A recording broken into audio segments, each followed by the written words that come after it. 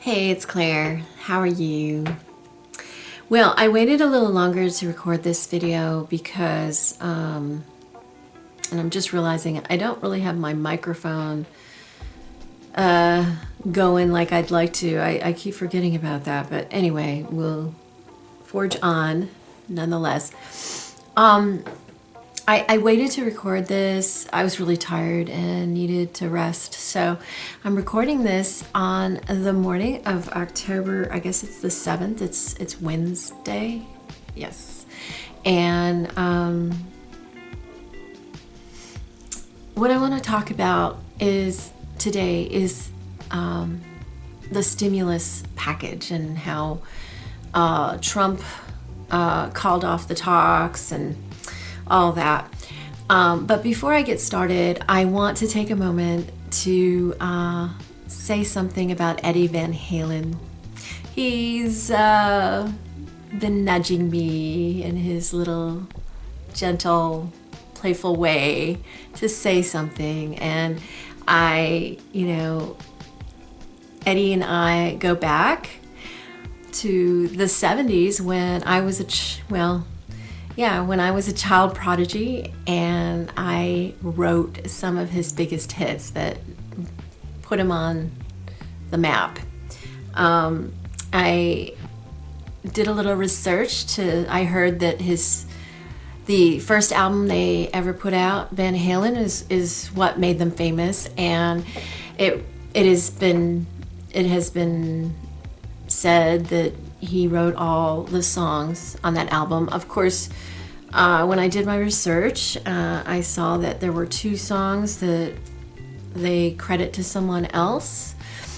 But the remainder of songs, I guess Eddie was supposed to have written himself, and he wanted me to set the record straight.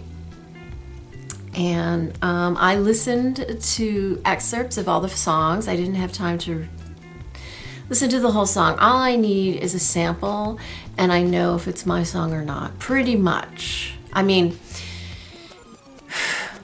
not always, but because I know I wrote some of their later songs, I was pretty sure that I had written songs on this album that made them famous, Van Halen.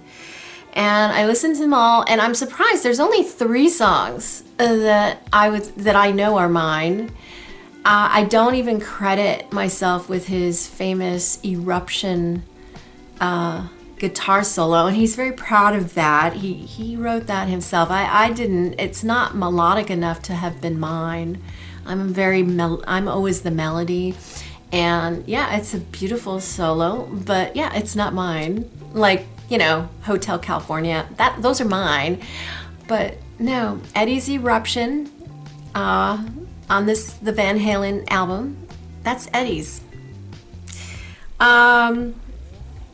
But Running with the Devil, that's mine. I mean, I co-wrote it. I can't take full credit. Co-wrote it with Ross. Ross the Devil, yeah.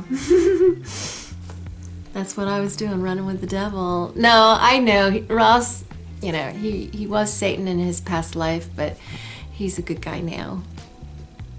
And his job is to, because he's so good at it, his job is to teach people he rides the line, borderline, all the time, and he teaches others to do that. And yeah, in the past, when he was younger, he tempted people and pushed them and got them to run with the devil for the sake of Kosan Rufu. It was their tendency, and he just brought it out. Okay, he was doing a service for Kosan Rufu, so it's different. He was working in collaboration with God Almighty instead of against God Almighty. So there's a difference there. Okay. So he's not Satan this time. He's not a devil this time. My husband, Dean, totally disagrees, but that's another matter. I know he carefully rides that line, and he knows how far to push me, and then that's it. Yeah, so Running with the Devil, that's ours, I should say. You Really Got Me, the song right after Eruption, Eddie's brilliant guitar solo on Van Halen, that's ours too. And Jamie's Crying, that's on side B, or the 2 side. They started the 2 side with Jamie's Crying, and there's nothing else on there that's ours. Running with the Devil was the first song on side 1, and of course they followed up the solo with You Really Got Me, right? So really, really make sure that they made it right. So that's one example of many artists, and Eddie really wanted me to put that on the record, and I guess I should be doing that with a lot of people's albums, right? I should go through all albums, and I don't know. Yeah, I mean, I really think that it's okay. See, the thing is, I think music is different than video footage. I don't know if I could do commentary on video footage of music videos of the songs that I co-wrote that no one credits me with. I just don't know. I think commentary is okay under, what is it, not common law, but I forget the term, I think it's legal. See, the whole issue on YouTube is, you don't want to infringe on anyone's copyright. I don't hold the copyright to the songs I co-wrote, so I can't perform any of my own work without paying somebody else for the copyright, and it's very expensive. I've researched it. I've done, of course I released an album a cappella because I'm not a I don't play instruments, never have. I always wrote my songs with my voice. So I sound really like pathetic without instrumentation to back me up. You would never know that I was any kind of musical prodigy if I hadn't collaborated with a bunch of musicians who interpreted my work and put it, into instrumental music to back me up with my melody. I mean, there's so many musical prodigies walking around who don't know they're musical prodigies. I mean, you would never know I'm one. Sometimes I forget that I'm one. And I love listening to my music again and again on YouTube. I love doing that. That's what soothes me. I just listen. I don't sing. I don't sing like I used to when I was a child, and I should. But I just dream. I watch my videos and I dream, and it makes me sad because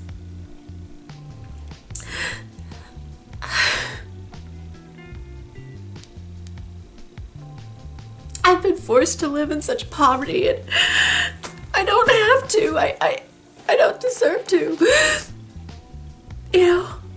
My work surrounds me everywhere I go, movies, TV. I mean, everywhere I turn, it's my work. A lot of it. I mean, the main stuff, they promote my stuff more than they probably promote anyone's stuff. So it's everywhere. And I don't get any credit for it.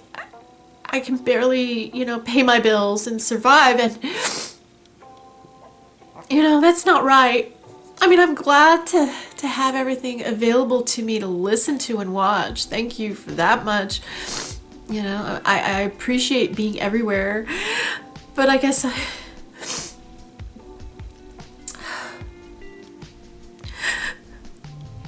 I recently looked into posting my music videos that I co-produced and co-wrote and everything on my YouTube channel, because I see these people, they post these music videos and they get millions of views. I mean, that's all I need is one video like that, and I'll get monetized like that. But it costs like, if I even succeed in obtaining the music, the master rights or whatever it's called, all the music, rights to the music and video footage, etc. We're looking at like $3,000 per video. And yeah, I mean, I could save my money maybe at some point and do that and post one music video on my channel. I'm told that you don't know if you're even going to succeed. It's up to there's like two groups of people that you have to negotiate with. There's the master rights, and then there's the other rights. I don't know. I'm sorry, I haven't researched it. I didn't anticipate talking about Eddie Van Halen and thinking about what kind of discussion that would open up right now. But so I didn't research all the different licenses and rights you have to purchase to just put a music video on your YouTube channel. But yeah, it would be $3,000 for me to put one, like if Madonna's people, and there's two sets of people, because there are people who own the actual song, and then there's people who own the video, and I co-produced both things. I co-wrote and co-produced everything, okay? And I have to go to different sets of people and negotiate with them some kind of price, and it's gonna like be $3,000, and we don't even know if they'll even say it's okay. I don't even know if I'll succeed, and it's a process. And I think, wow, there's all these YouTube channels that have all these different music videos on their channels, and I'm like, I guess they purchase them, and or they do it illegally, and if you do it illegally, then YouTube shuts you down, and I don't want to do that. Do you understand how upsetting it is for me to go through that? I like I told you, I released an a cappella single of Borderline a few years ago now. The time just goes by. And yeah, it's pretty pathetic. I mean, at the time I didn't have the money to get any kind of good recording equipment. It's just me singing into my laptop, and you can hear my little chair squeaking in the background, It's pathetic. No instrumentation, nothing. That's all I could afford. I had to purchase the right to do not a voiceover, what is it? A cover. It's a cover song. I had to pay for that. It cost me, it didn't cost very much, and that's why I was able to do it. I think it was, I don't know, $50 or something. I don't even remember at this point. It was under 100 that I spent total, and yeah, I was able to do that, but yeah, the results are pretty pathetic. And this is why I don't do anything on my channel. I mean, you see the emotional turmoil I have to go through. It paralyzes me, and that's why I don't do anything. I'm like, okay, give me my money, then I can do something, guys. Then I can be myself. I couldn't have ever done what I've done, as a child prodigy without money. Okay, it takes a lot of money to do what I did. And yeah, you gotta have the talent, you do, and boy did I have that, and still do to this day. But without money, I'm nothing. I mean, I know people who personally know me, love me, and I don't have many people in my life these days. I just have my husband, really. He's my only friend, my only everything. And I know he loves that, and I know, and he's very possessive of me, and I'm a little worried about how fame and fortune will affect our relationship. I just want it known that I really, truly love my husband, Dean. I don't want anything to happen to our marriage. We've been through so much, and it's because we truly love each other that we're still together today, because a lot of people have tried to break us up, including his own mother. She's like the biggest enemy that we've ever had, honestly. And we've survived, and why did we survive? Because we truly love each other. So please understand, it's true love. I know that Dean is not like other guys that I've gone out with, all these other ex-boyfriends of mine probably think, oh yeah, I'm better than him. They're egotistical, vain individuals. I mean, no offense to any of you. I do love everyone that I've ever had a relationship with, but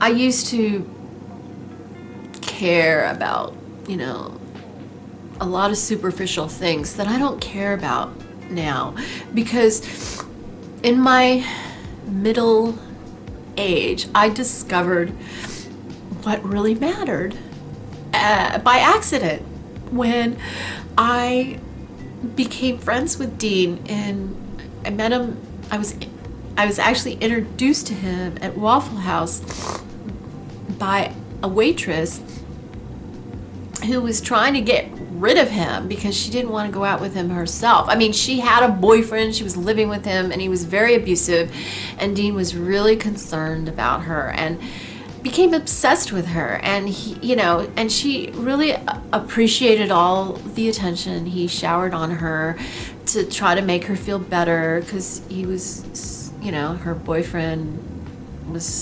so terrible.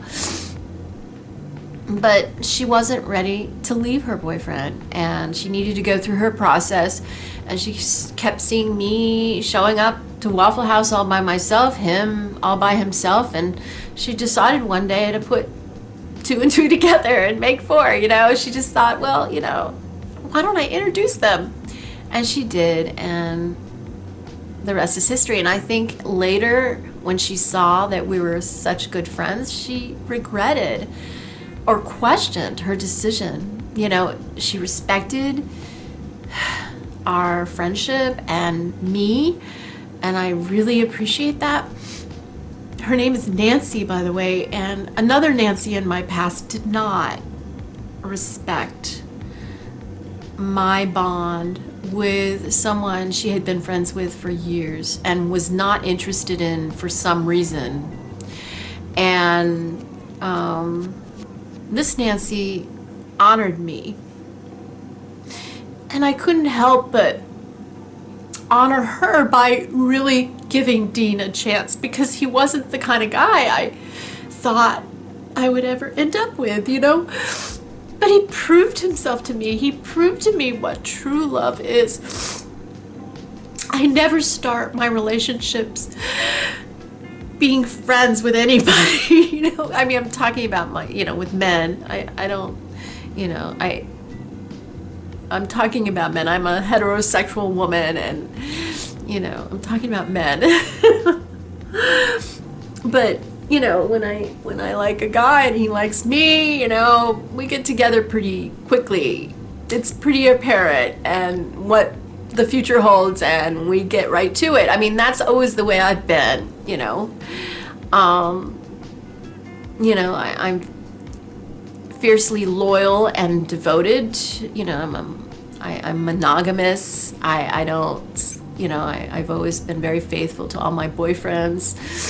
There are very few exceptions to that rule, depending on how he behaved and the situation I was in. I've always been very faithful. I've always been very loyal, and I still am.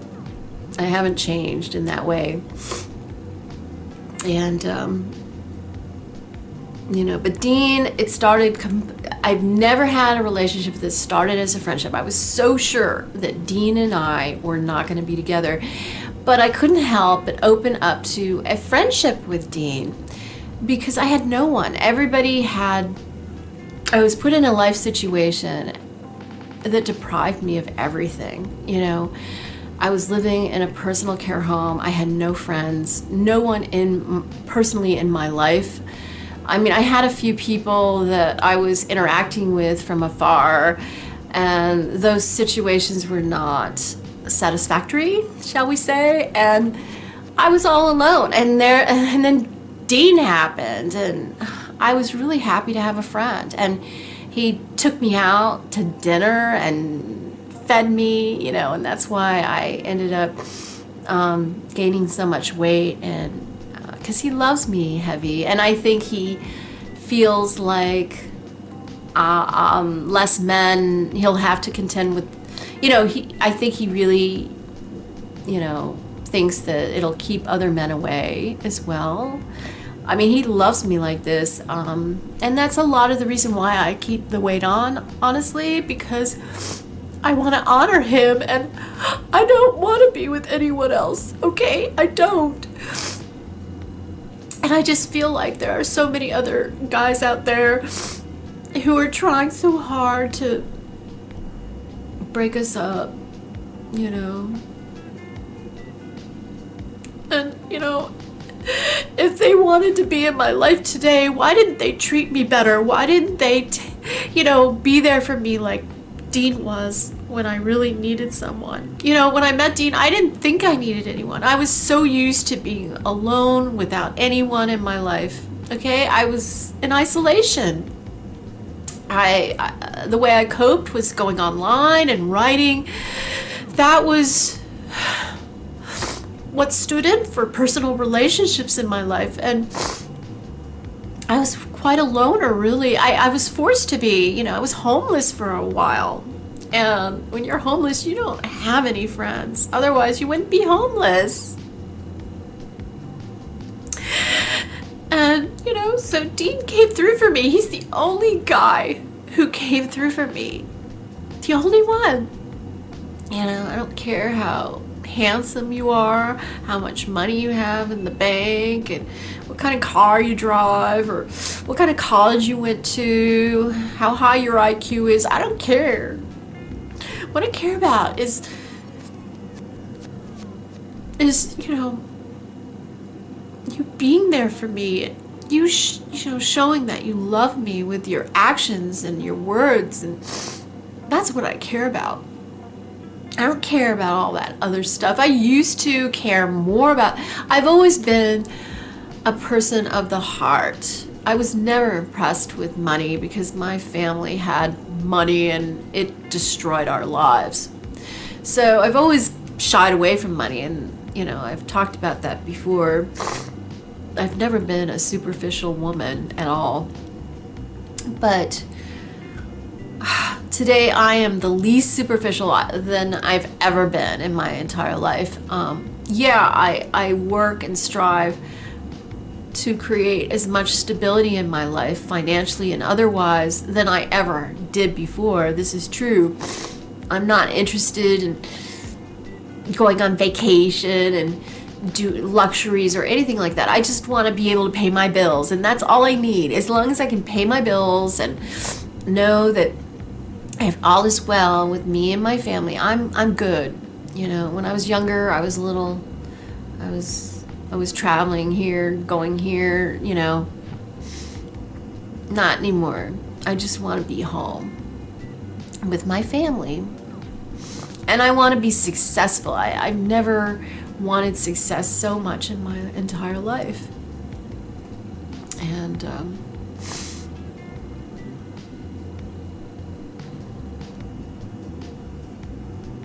you know, it's because of Dean that I've ever gotten to this point. It's because of his love and his, you know, it's not support, financial support exactly. I mean, yeah, he put a roof over my head, but I paid all the bills. Always have, always will probably. I mean, he contributed what he did, and we've depleted his retirement savings. I'm gonna more than make up for that later.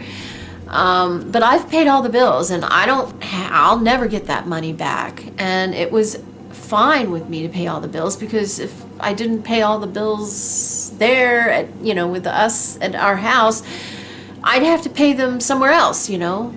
I've never really looked to a man to support me like most women do. I don't shop around for a man to be my paycheck.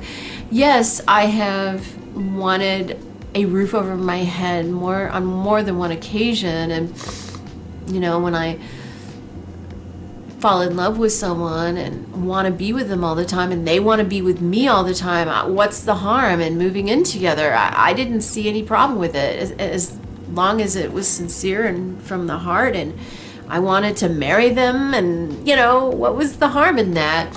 But other than that, I never ever depended on guys to support me. I've never gone out with a wealthy person ever in my entire life. Some of the ones that I went out with in my youth became very mega wealthy later, but not when I was with them. None of them, I mean, you know.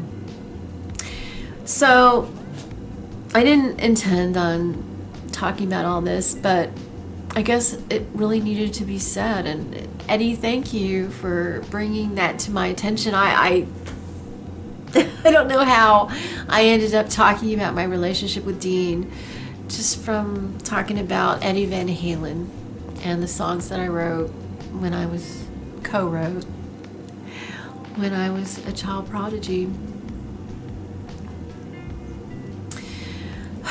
And now I guess I need to say something about the stimulus. Okay, the stimulus package that Donald J. Trump called off the talks of. Called off all stimulus talks sporadically, without warning, on Twitter, right? I do want to say that I understand, for once maybe, I understand Donald's frustration, because Nancy Pelosi, yeah, there's another Nancy. It's a theme. Oh my goodness, I didn't even think of that. See, that's how my mind works. I don't plan these videos. They just happen and themes emerge naturally. Nancy Pelosi. I don't know if maybe you read one of Donald Trump's books on how to make a deal or something. I don't know. It seems like you're following somebody's playbook that is doomed to failure. I haven't read Donald's books. I have one on my bookshelf that's called How to Get Rich. I haven't opened it up to read what he had to say about that. Because, yeah, I need to get rich, and that's why I picked it up. I just thought, oh, you know, I got it for $1 at, I think it was like Catholic Services, you know. I like to pick up dollar books, you know. The hardcovers are $1, and the paperbacks are 50 cents. You know, it's really hard for me to resist that price tag, you know.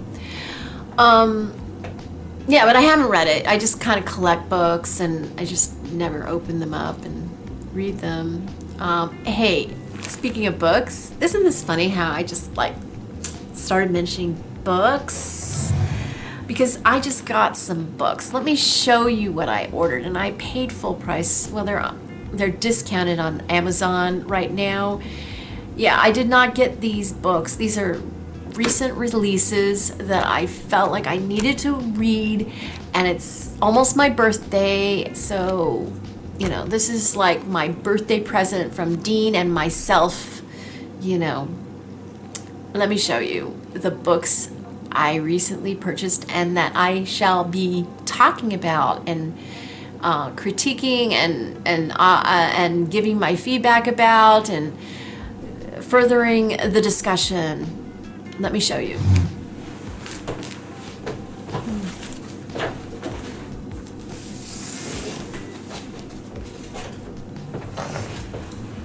Okay, this one is the one I wanted the most. Mary L. Trump, Ph.D., Too Much and Never Enough, How My Family Created the World's Most Dangerous Man. It's a #1 New York Times bestseller. This is the one I wanted the most. So I shall be reading this and talking about it in future videos. The second one, the one I wanted, the second most, is this, Rage, by Bob Woodward. Really looking forward to reading the details. And then I've been wanting this one for a long time, and I finally, I don't know, when you buy one book on Amazon, they say, oh, you can get this one and this one too, and oh, I saw this one and I've wanted this one for the longest time. Trump hates this book. In the Room Where It Happened, a White House memoir by John Bolton, former National Security Advisor of the United States. Looking forward to this one. And, it just wouldn't be complete without this. Disloyal. Hey, babies. My dogs are here. No. Hi, I'm back. It's like almost 24 hours later. It's the middle of the night. I fell asleep early and I'm waking up early. I'm a little more rested. But I want to finish up so I can post this video this morning. I'm sorry I skipped a day, but hopefully this video is a little more lengthy than you expected, full of more information that you needed. But anyway, yeah, I think I got cut off. I ran out of memory in my camera. My memory card is not working very well, and I'm using the internal memory of my camera. So I ran out of memory, and so I think I was cut off when I was showing you the last but not least book that I'm going to enjoy reading and continuing the discussion on. Disloyal, a memoir, the true story of the former personal attorney to President Donald J. Trump, Michael Cohen.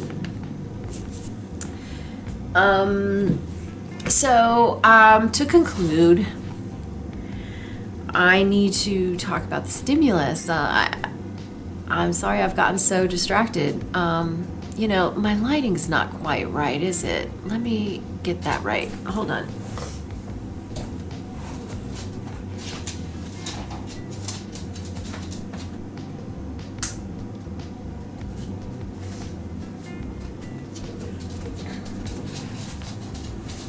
Is that a little better? I don't know. Maybe I should turn it down.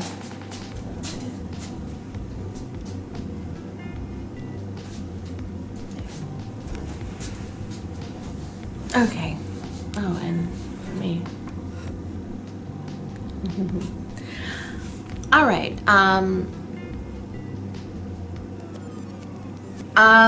And I now it's time to actually talk about the stimulus. In the last 24 hours, I believe Trump has initiated a return to talks, right? He's proposing a standalone bill for the checks. Yeah, I don't know why all you people in Congress don't do standalone bills. I know otherwise you'd be like voting all day and all night or something. I don't understand this need to put everything in this huge, gigantic package. Why does it have to be that way, Nancy? Why can't you just pass the things you agree on? You agree on the checks. Do you know how many people were counting on those checks in late September, myself included? And we don't have it. And now Trump says, oh, not until I'm elected or after the election, whatever. You guys are so far removed from reality. It's disgusting. Okay? I'm actually in a much better situation than most people, than a lot of people. I would say the majority of people in our society. And you just don't even care. I mean, you're supposed to represent the people, right? I mean, you're supposed to be working for us. And you just like get in your little, I don't know. Like I said, I don't know what playbook Nancy Pelosi is playing from. But, you know, she's a woman. She knows better. Okay? Nancy, stop trying to be a man. I really think Nancy thinks she's the next president of the United States and that she has to prove herself or something. Prove yourself as a woman, not a man, Nancy. You don't have to be a man. I know at one time, I know you're from a different generation than I am. And I know it's really amazing that you're in the situation that you're in, being Speaker of the House for the second time.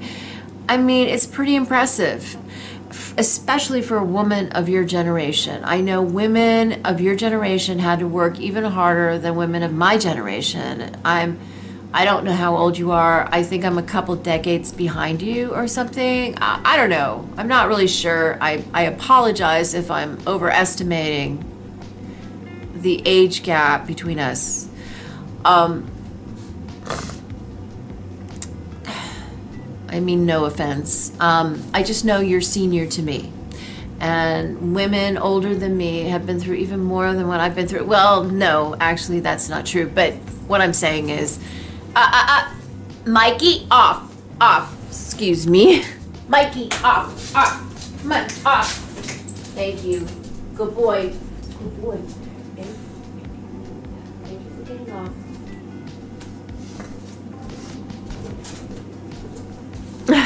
Sorry about that. Yeah,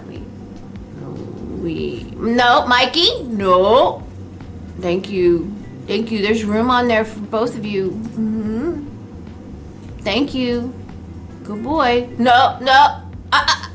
Okay. My dogs like to be on the couch. I don't know. It started with Dixie. And, you know, I don't let them go. No, thank you. I don't let them go on Elizabeth's furniture. And they're not used to it. Go ahead, lay down, baby. Come on. Here, she can be there and you can be there, okay? I guess they just like a little cushiness. Yeah, lay down. Okay, it's okay. Yeah, distractions. I have a lot of them, don't I? I do, and this is what holds me back. I mean, I love having babies, you know, baby animals, and I love being a wife and a mother. But it's challenging when you can't get a break and, you know, and have no interruptions. I mean, it's a challenge, you know. You know, women who have careers and businesses, they can afford to pay someone to give them a break. You know, they pay somebody to take care of their doggies, to take care of their children. You know, they pay to get, you know, they have a, you know, they can afford to get an office so that they can focus on their work and get it done, you know. Mikey, lay down.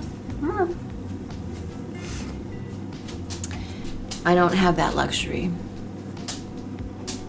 But I can't help but be a wife and mother, okay? I was born to be a wife and mother. Hi, baby. Yeah, hi. What's the matter? Okay, yeah. There you go. Now they're playing, they're kissing. It's so cute. Let me see if I can get it on camera. Oh, look at these babies. Look at these babies. Oh, it's such a baby. Oh. Aren't they adorable? They're in love.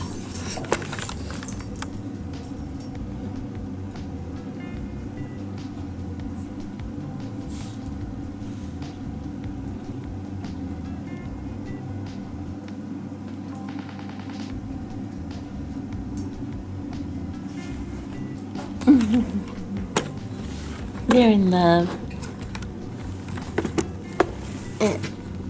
That's Mikey and Lily, my babies. Oh, look at him. What are you doing? What are you doing? All right. I'm sorry for all the distractions. I'm sorry. Okay. So anyway, I probably should have put the dogs in the other room. My husband's over there, and they'd be fine in the other room, but they chose to be over here, and as long as they settle down, it'll be fine. Yes, baby, I'm talking about you. Yeah, this is Mikey. Mikey's the big one, and Lily's the little one, little black and white one, and Mikey's the big tan boy.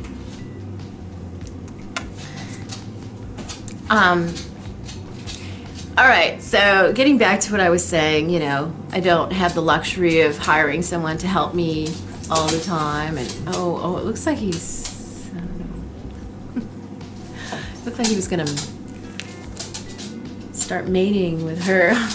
She's not spayed, he's neutered, so I'm in the process of trying to decide if I should spay Lily, because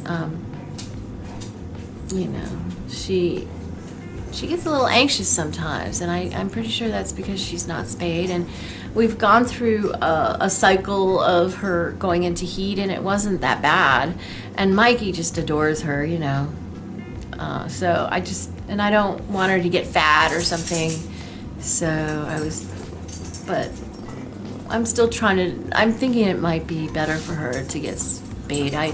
I've never had a dog who wasn't neutered or spayed, and I think she would be happier.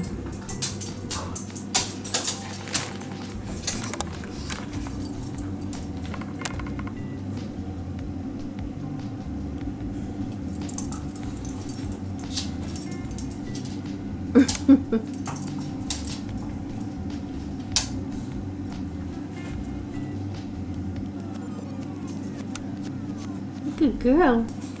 And they love each other.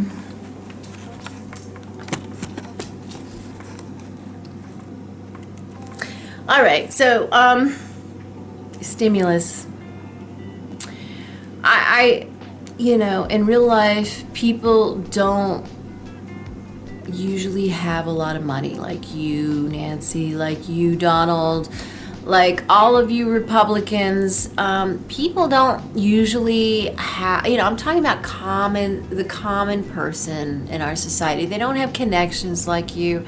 They don't have friends like you. They're not in a network like you. They live paycheck to paycheck. They just get by. They just survive like me, and you know, and worse. You know, I've been on the streets homeless before, so I know what that's like too.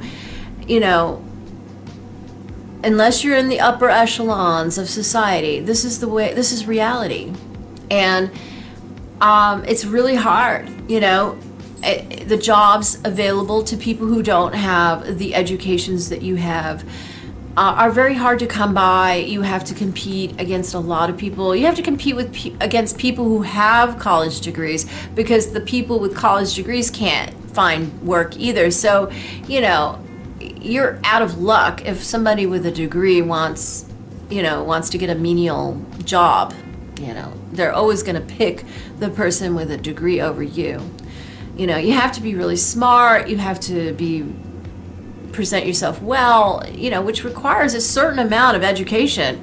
You know, if you don't have that education or that experience with people, you know, you're out of luck, and you get laid off, you know, because of the pandemic, and then you're on unemployment, and yeah, unemployment was okay, and then it ran out, right? And how is everybody going to pay their bills? I mean, you've shut down the economy. No businesses are really back to normal yet.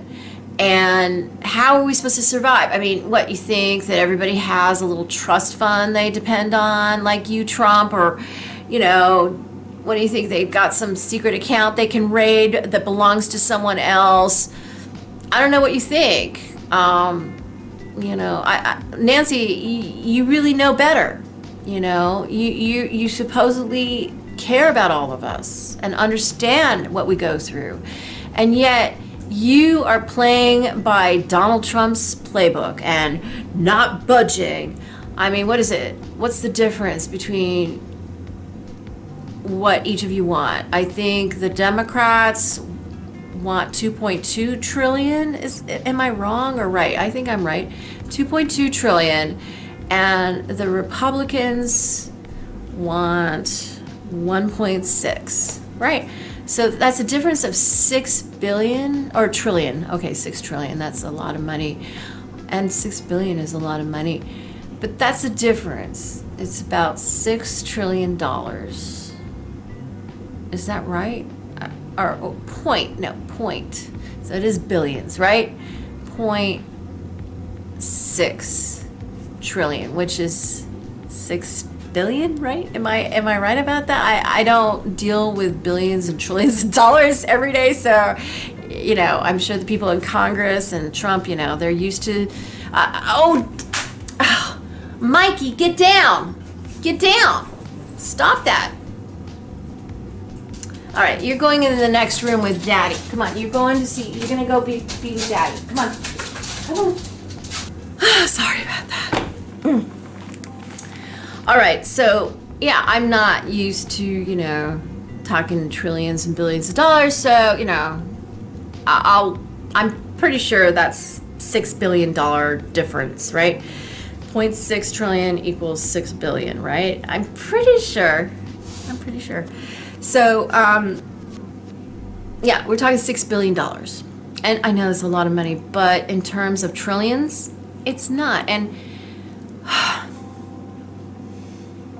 just find a middle place, or somebody. I don't know why, Nancy, you have to play Donald Trump's stupid, retarded game. You don't have to do that, Nancy. I know you want the most, but just pick a number. Go down to them. I mean, the Republicans are the retarded ones, okay? They are the ones who are being so freaking difficult, okay? And you know that.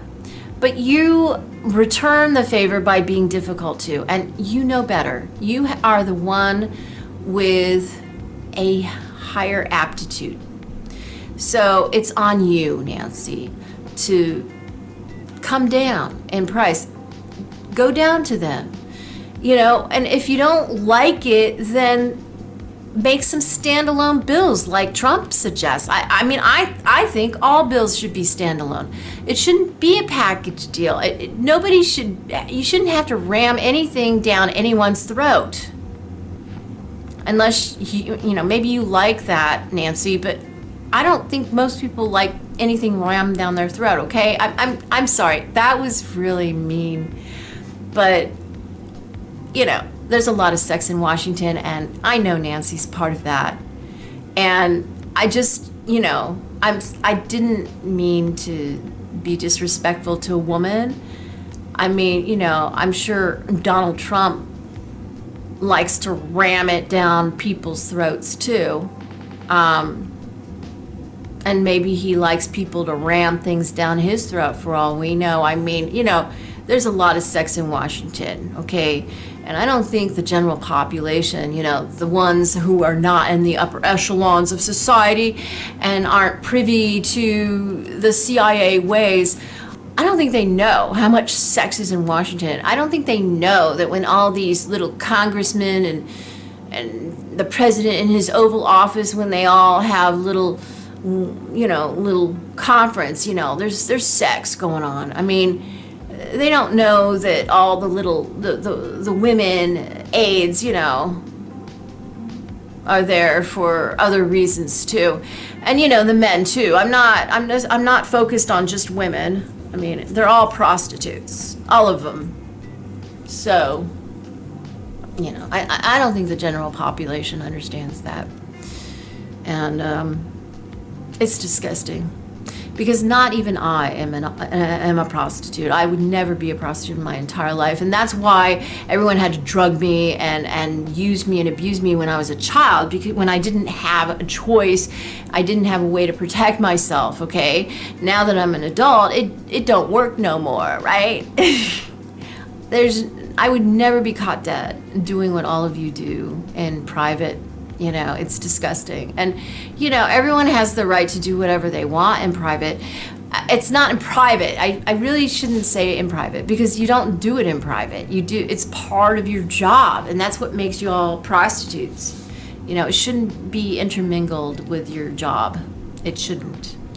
And I know the CIA seems to make you think that that's the only way you can make anything of yourself. And, you know, if you're not with it, you know, like when I was in high school, there was a clique of kids, you know, the popular kids, right? And, you know, they had parties, and there was lots of sex. There was lots of sex and drugs at those parties. You know, they were clean cut, and most of them were good students and everything. They were, you know, they weren't druggies or anything. They were druggies at my high school too. But they didn't like hang out in the arch and smoke cigarettes or anything like that. But when they went to these parties, they popped pills and they did a lot of sex stuff, and they were proud of it. It united them, it bonded them, and it was their little secret, and they were proud of it. And I was, you know, I knew what they did. I was told what they did, and it was disgusting to me. And yeah, a lot of people invited me to come to the parties, and I was like, no way. I wouldn't be caught dead at a party like that. I don't do that kind of stuff. Never did. And, you know, they all like looked down on me, you know, all the women, the girls especially, and well, the boys too, you know, they thought they labeled me a slut, you know, because all these guys were brought to my house, you know, to abuse me, to, you know, with their fathers, to abuse me when I was under the influence of, you know, ecstasy, or, well, no, yeah, they were using ecstasy on me up until like the beginning of high school for me, you know, and then after that they used primarily date rape drugs. I mean, you know,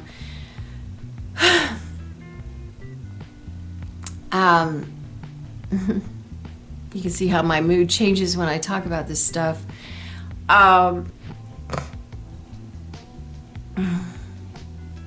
But yeah, they were the sluts, but they labeled me the slut. I wasn't a slut. I was raped, okay? And maybe they didn't know that. The boys didn't know that. My father would always ram my aspirin down my throat before they arrived to my house. They didn't know I was under the influence of drugs. They probably thought I just had a dual personality or something, a split personality. Like at home I was one way and at school I was another. I don't know, or it was my secret, or I don't know what they thought, but I was under the influence of drugs, okay? And I didn't always remember things the next day. And if I did, it was hazy and it was weird, and I certainly didn't want to remember it. And if I did remember it, I very quickly went into denial. I was not going to remember that. That was not me. The girl who was abused and raped, that wasn't me. That was some other girl. You know, because I don't do that kind of stuff. When I'm me, you know, I mean, when you're on drugs, I mean, I don't know, you know, I don't do drugs, okay? But, you know, but if you give a drug, like I told you, I think I said, I don't know, it might have gotten cut off. If you give ecstasy to a nun, she's going to go wild and be somebody you'd be shocked she'd become. And then, you know, the drug wears off and then she's a nun again. That's not who she really is. You gave her a drug. Ecstasy is a very powerful drug. It shuts down parts of your brain, and it's not who you really are when you're under the influence of it. Okay, that's not who you are. And that was what I had to deal with in middle school and at the beginning of high school. And it very much confused the guys at school. They were all brought to my house. They thought I was one way, and then they came back to school the next day, and I didn't respond to them in any manner that they expected. I pretended, I mean, it looked like I was pretending it didn't happen. And many times I just didn't even remember very well, if at all, you know, that it happened. And then other times it was like, all right, I'm trying my memory card now. I just ran out of internal memory again. So let's see how my memory card goes. So anyway, I think I've explained this. I don't know if I went over it in this video. I don't know if it got cut off, but there you go. So I went into that because, why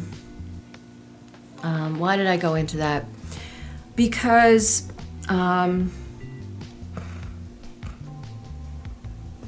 I was talking about our government and how everybody's prostitutes and how I'm not a prostitute, even though people thought I was. You know, it's like the cool kids in high school, right? The people in the upper echelons of society, they're like the cool kids in high school, right? They think they got it all going on, right? And, you know, and then the other kids, they look at them and want to be there and be with that group of kids. You know, but if they only knew what they had, you know, what happens at those parties and what these kids do to earn that popular status, you might not want to do that, you know. And I didn't want to do it. And so I stayed away, you know, and I did my own thing. And, you know, and that's, you know, a lot of girls. So my memory card gave out. We'll see if I can finish this. So just explaining that, you know, people don't, and the general public doesn't understand what happens in our government.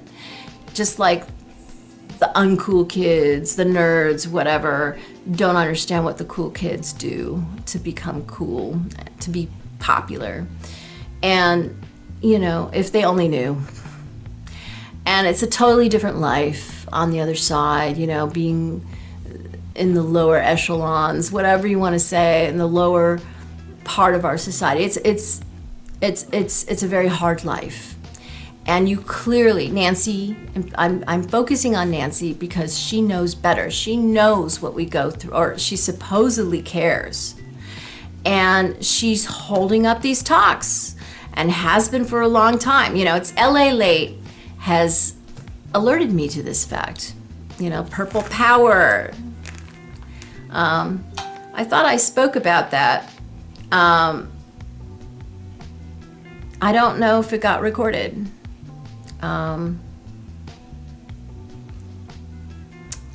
Was that a different video? I think it was, yeah. I'm not used to making videos every day. Nancy, you know better. So, you know, make a deal. You know, either, I don't know why our government can't like have this vote where you check the boxes you want and you uncheck the boxes you don't want. I mean, I know you have this traditional thing where you go yay, nay, and I don't know, you have to go up to the front, right? I don't know how it works. I've seen something like that. Like there's some traditional way of doing it.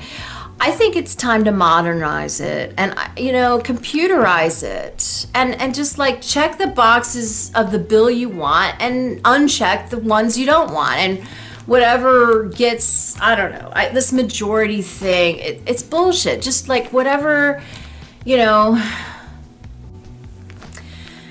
I'm having trouble with my memory card. You guys know the system better than me. There has to be a better way than what you're doing. This combining everything in one bill and ramming it down the Republican's throat. It's not necessary to do it that way. I mean, that's like rape, you know, to force people to do something they don't want to do, okay? You don't have to do it that way. Just like vote on this, you know, approve the things that you agree on and then work on the ones, you know, negotiate the ones you don't agree on and find a middle ground. I mean, what is so hard about that? What is so hard about that?